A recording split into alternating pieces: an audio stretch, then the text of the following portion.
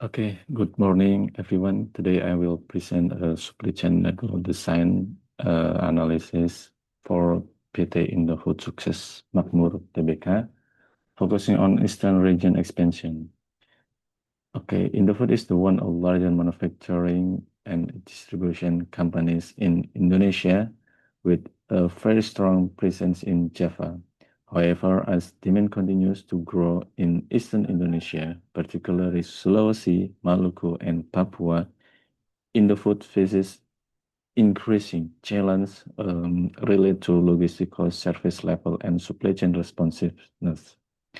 This case study evaluates how Indofood should redesign its supply chain network to support this growth. Specifically, we analyze whether Indofood should maintain centralized production in Java, build a new manufacturing plant, or establish a regional distribution center in Eastern region. This analysis prepares as a part of supply chain management case study for the course modeling system and quantitative method under the guidance of Dr. Hijra Saputra. Through demand analysis, cost-benefit evaluation, transportation strategy, and risk assessment, this presentation aims to identify the most feasible, cost-effective, and sustainable supply chain solution for Indofood's Eastern expansion. I will explaining the background and problem statement. PT Indofood Sukses Makmur, commonly known as Indofood, is the largest food manufacturing companies in Indonesia. Its product portfolio is very diverse, ranging from instant noodles, dairy products, snack food, seasoning to beverage. To support this wide product range, Indofood operates a large and complex distribution network across Indonesia. However, Indonesia geographic, with more than 17,000 islands, creates significant challenge for the supply chain design. In this context, an effective supply chain network is critical not only to minimize logistic costs, but also to ensure product availability, freshness, and customer satisfaction. In this section, we look at market size and growth potential in Indonesia, represent around 15 to 18% Indonesian total population, or approximately to 50 to 55 million people. In this indicated that the region is not small and has significant long-term potential. However, Indofood current market penetration in the Eastern region is still lower compared to Java. This gap indicated and clear growth opportunity if the supply chain can support better service level. The second factor is demand volume and stability. Manufacturing facilities typically require a minimum viable volume and of around 50,000 to 100,000 tons per year to be economically feasible.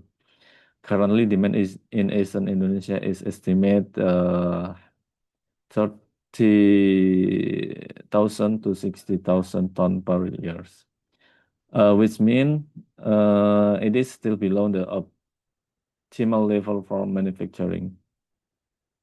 The third Indonesia geographic challenge, Indonesia has 17,000 islands, creating natural luxury berries.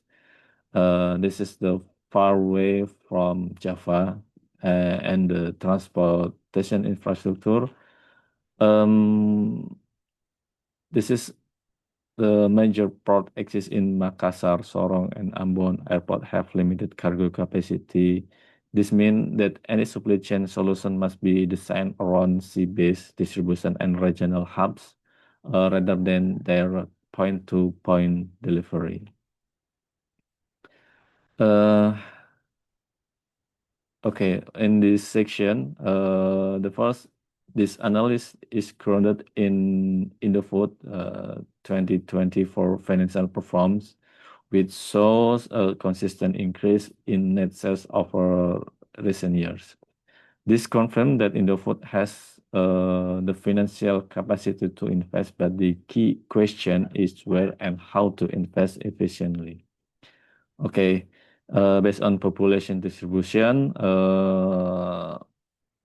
we have two recommendation, distribution center versus manufacturing plant. Here we compare the two options across key financial and operational dimension. A distribution center required approximately in this point, manufacturing plant required over 1,000 billion rupiah, almost 5 times higher than distribution center cost.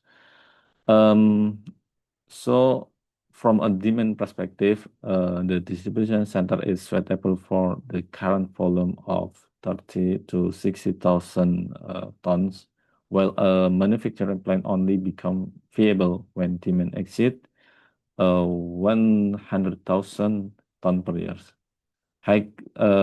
This means that building a manufacturing plant now would expose Indofood to high risk of underutilization and long-term financial loss. So, based on financial performance, demand level, risk profile, flexibility, the distribution center option is financially superior, low risk, better next with current market condition. The third is recommendation after identifying the transport mode selection for Eastern region.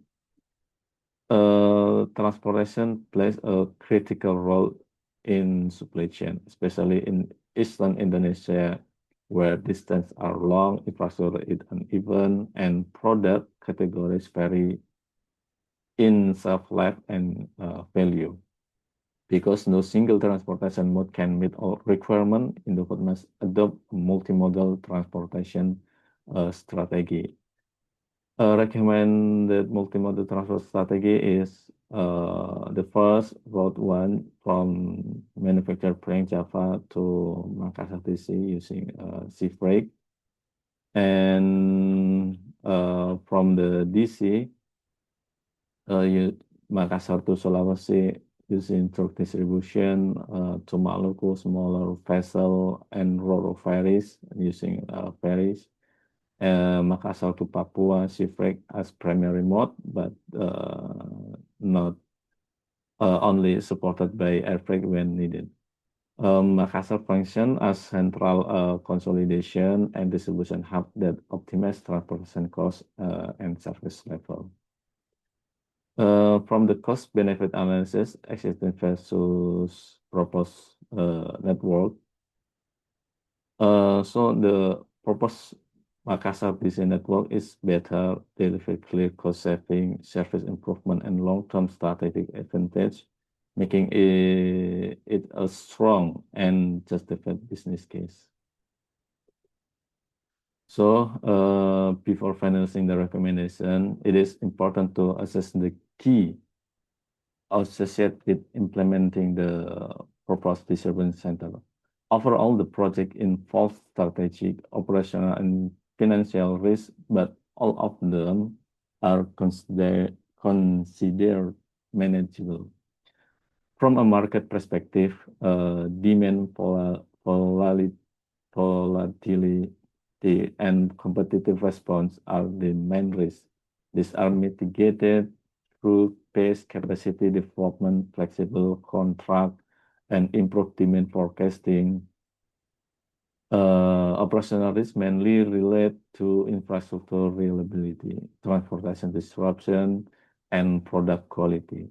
These are addressed through backup utilities, multi-carrier logistics, safety stock, strict quality management system. Financial risks such as cost overruns, exchange rate fluctuation, and operating cost inflation are managed through strong project governance, contingency, budgeting, and cost control mechanism.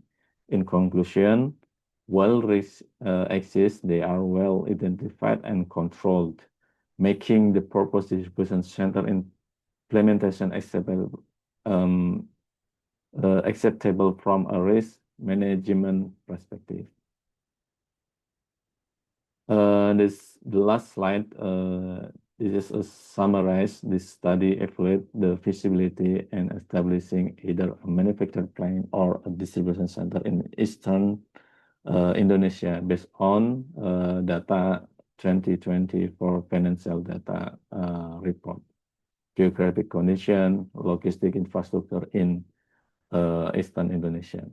The analysis shown that Eastern Indonesia represents a strong growth opportunity for Indofood from the population and experiencing above average economic growth. However, the current distribution network is not sufficient, resulting in high logistic costs, long lead time, and service issues.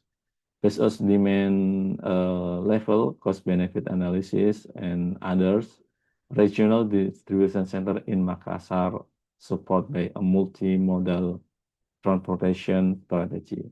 In this approach, provide better service level, wider market coverage, and expected 25 to 35% reduction in logistic costs, while maintaining flexibility for future growth. In conclusion, the distribution center strategy offers the most financial viable, operational efficient, and strategically sustainable solution for Indofood Eastern region expansion. That's my concludes my analysis and recommendation based on data and evaluation from demand, cost, transportation, and risk.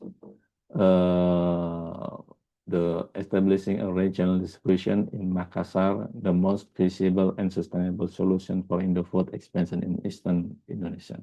Thank you for attention. I welcome any question or feedback.